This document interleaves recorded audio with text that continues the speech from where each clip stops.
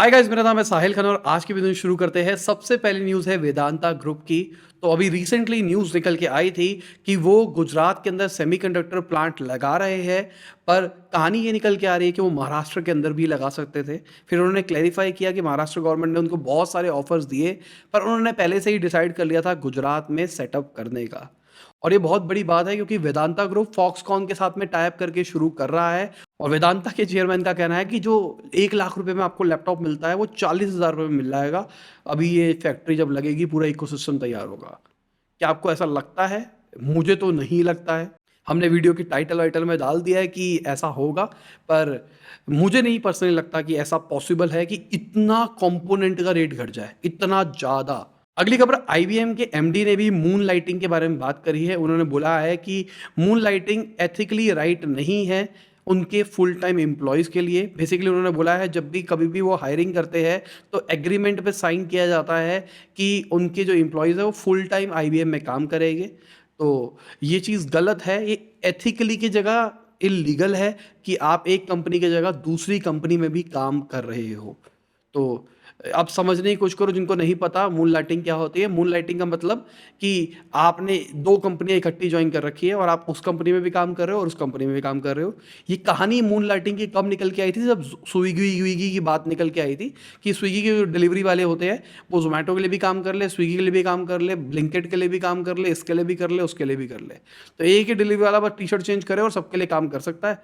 तो अगर वो सबके लिए काम करेगा तो ज़्यादा पैसा कमा पाएगा। फिर उसके बाद जब ये बात बढ़ती है तो पता लगता है कि भाई टेक इंडस्ट्री के अंदर तो ये बहुत कॉमन है।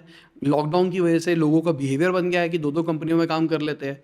अब कहानी ये है कि देखो, अगर आप 8 घंटे एक कंपनी में काम कर रहे हो और 8 घंटे एक कंपनी में काम कर रहे हो, दोनों अलग-अलग डोमेन की कंपनियां हैं और आप कर पा रहे हो और आप दोनों जगह पे एफिशिएंटली काम कर पा रहे हो, तो ठीक है, मूनलाइटिंग कर लो।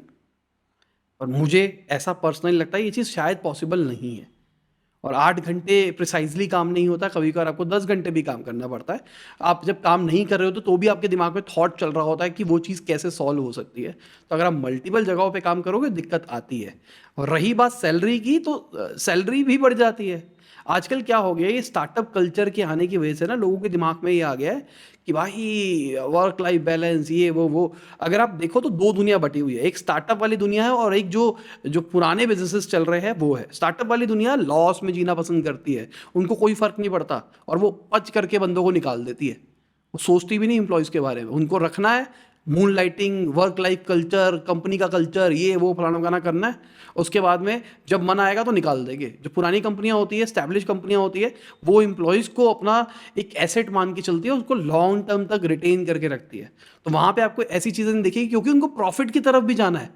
उनको प्रॉफिटेबल भी रहना है और ये भी करना है। वीडियो में आगे जाने से पहले प्लीज़ लाइक का बटन दबा दें, चैनल को कर दें सब्सक्राइब। मैं ऐसे ही बिज़नेस न्यूज़ आपके लिए लाता रहता हूँ। तो अभी स्टार्टअप विंटर आ रहा है, तो फंडिंग सूख रही है स्टार्टअप्स की, और स्टार्टअप्स की फंडिंग सूखेगी तो बहुत ज़्यादा मास फायरिंग होगी। तो ये जो लोग बोलते हैं, क्योंकि मैंने कम्युनिटी में भी पूछा था मून लाइटिंग के बारे में, तो जो लोग बोलते हैं ना moon lighting is very good, moon lighting, अगर आप ये काम करते हो ना तो आपकी नौकरी जानी बहुत ज़्यादा हाई चांसेस है कि आपकी जाएगी, क्योंकि आप एफिशिएंटली काम नहीं कर सकते अनटिल अनलेस आप रोबोट या एलियन हो। और आप नहीं कर सकते, आप अपना 100% नहीं दे सकते मल्टीपल जगहों पे काम करके, तो आपकी नौकरी जाएगी और क्या पता दोनों जगहों से जाए। अब ये स्टार्टअप बिजनेस वाली बात कर रहा हूँ, बायजूस की कहानी समझने की कोशिश करो। अभी बायजूस ने अपना 17 टाइम्स का लॉस रिपोर्ट किया है फाइनेंशियल ईयर 21 के अंदर, और उनका रिवेन्यू भी 14% घटा है। ठीक है, रिवेन्यू घटा और लॉस बढ़ा, क्या होगा? फायरिंग भी हो सकती है। ठीक है, अब इनसे बायजूस से पूछा गया कि आपके पैसे रुके हुए 300 मिलियन की कोई डील थी, वो पैसे नहीं आए अभी तक। उन्होंने कहा मुझे पैसों की टेंशन नहीं है, 300 मिलियन तो मैं एक हफ्ते में रेस कर लूंगा। कहानी यही चल रही है ना कि एक हफ्ते में रेस कर लेंगे। अब उनकी तरफ से क्लैरिफिकेशन यह आया है कि हमारा एक्चुअल रेवेन्यू तो बढ़ा है, पर ये आपको घटता हुआ ऐसा क्यों दिखाई दे रहा है? क्योंकि हमने इस रेवेन्यू को आने वाले सालों के अंदर बांट दिया है। हमने अपना नया अकाउंटिंग सिस्टम लेके आया है, उसकी वजह से ऐसा हो रहा है। तो बायजूस ने अभी रिसेंटली बहुत सारी कंपनीज एक्वायर करी है और वो आईपीओ निकालने की तरफ जा रहे हैं, पर अभी सुनने में ये आ रहा है कि वो अपना आईपीओ भी डिले कर रहे हैं, क्योंकि उनका कहना है कि अभी एनवायरनमेंट अच्छा नहीं है दुनिया के अंदर। मतलब मैं टेम्परेचर की बात नहीं कर रहा हूँ, कि ग्लोबल इकोनॉमिक एनवायरनमेंट अच्छा नहीं है, वॉर चल रही है, मार्केट क्रैश हो रही है, सब कुछ हो रहा है, तो एनवायरनमेंट अच्छा नहीं है इस टाइम पे आईपीओ निकालने के लिए। और साथ में बायजूस जी ने एक और बहुत इंपॉर्टेंट बात बोली, उन्होंने बोला कि मैं 6 महीने से सोया भी नहीं हूँ। बहुत सारे लोग क्रिटिसाइज करते हैं बायजूस ग्रुप को कि भाई उनका कल्चर ऐसा है, अनएथिकल सेल प्रैक्टिस है। तो भाई सबसे बड़ी स्टार्टअप है, और उनके जो सबसे बड़े बंदे हैं वो नहीं सो रहे हैं। इतना प्रेशर होता है स्टार्टअप की दुनिया के अंदर, ठीक है, और कंपनी फिर भी लॉस रिपोर्ट कर रही है, और उनके लिए पैसे की वर्थ है ही नहीं। 300 मिलियन तो ऐसे ही आ जाएंगे। अगली खबर ईडी की है। तो ईडी ने पेटीएम और पेयू के कुछ और ऑफिसेज के ऊपर सर्चिंग करी है। तो पहले बेंगलुरु के ऑफिस के अंदर हुआ था, बहुत सारे गेटवेज के ऊपर छापे मारे गए थे, और अभी के टाइम पे बाकी स्टेट्स के अंदर हुआ है, दिल्ली विल्ली सबके अंदर किया जा रहा है।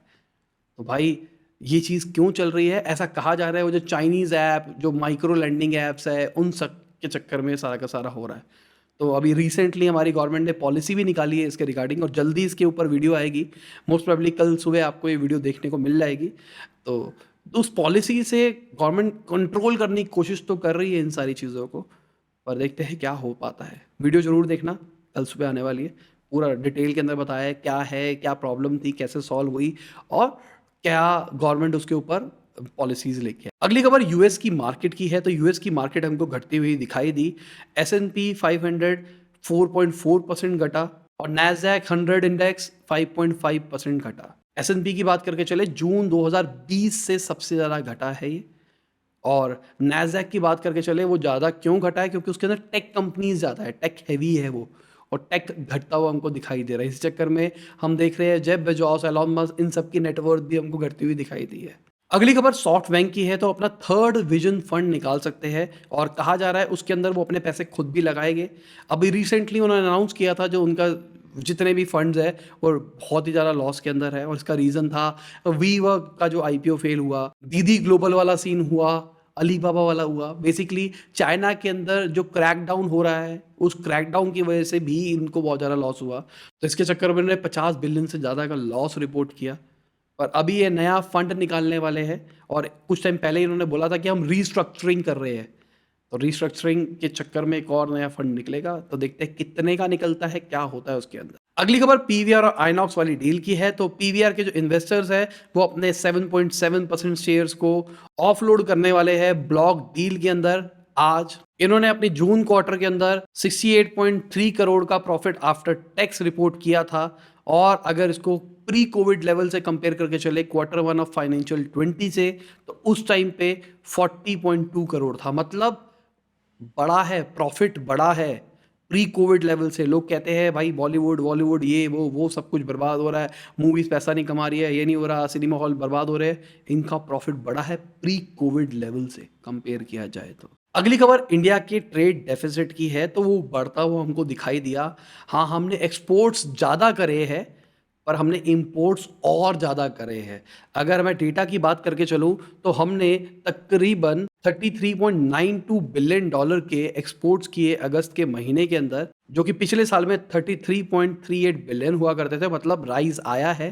पर अगर हम इंपोर्ट्स की बात करके चले, तो 61.90 बिलियन डॉलर था, जो कि पिछले साल पे 45.09 बिलियन डॉलर हुआ करता था। अब वो 61.90 बिलियन डॉलर हो गया है। तो हमारे इंपोर्ट्स बहुत ज़्यादा बड़े हैं, एक्सपोर्ट्स बड़े हैं, पर थोड़े से बड़े हैं। अगली खबर बहुत बड़ी खबर है। इंडिया और रशिया की जो डील हो रही है वो अभी रुपी ट्रेड के अंदर होने वाली है। बहुत टाइम पहले अनाउंसमेंट आई थी कि इंडिया रुपी ट्रेड करेगा। मतलब अगर हम इंडिया वाले कुछ भी रशिया से खरीदे तो हम रुपी में पे कर सकते हैं।